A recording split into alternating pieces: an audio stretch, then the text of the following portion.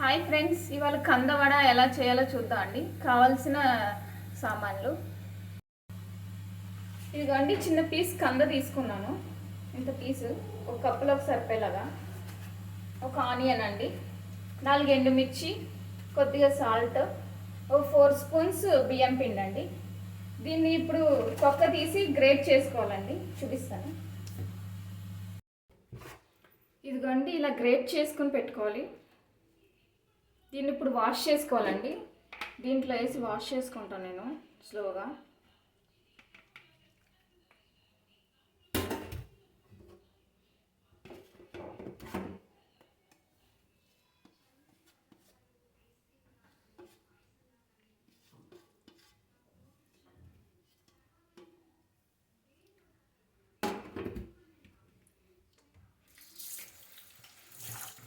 ఇదిగోండి, ఇలా కలర్తో వాటర్ వస్తుంది. వైట్ కలర్లో వాటర్ అంతా వైట్ కలర్ వచ్చేంత వరకు కడిగేయాలండి.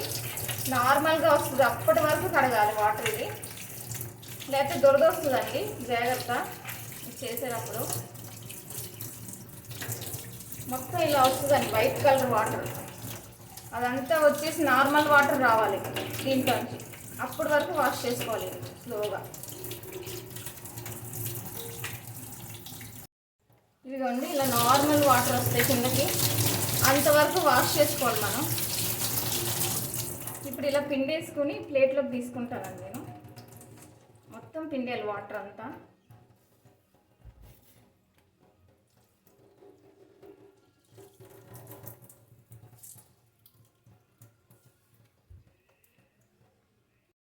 ఇదిగోండి, ఇలా పిండేసుకోవాలి మొత్తం గ్రేట్ చేసుకున్నదంతా.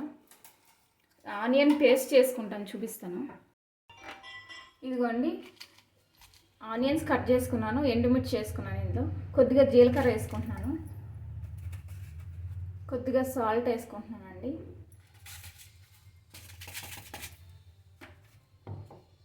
మిక్సీ చేసుకుంటాను. ఇదిగోండి, ఇలా ముక్కలా వేసుకోండి మిక్సీ. కొంచెం మరీ పేస్ట్లా చేసుకోవద్దు. ఇందులో కలుపుకుందాం ఇప్పుడు. ఇదిగోండి, ఆనియన్ పేస్ట్ మిక్స్ చేసుకుంటున్నాను ఇందులోకి.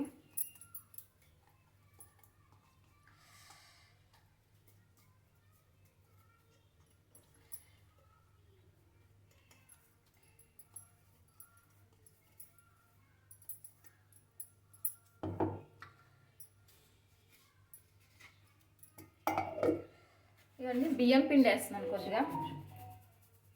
ఇవి మిక్స్ చేసుకుంటాను ఇలాగా. మిక్స్ చేసుకుని వడ చేసుకోవడమేనండి.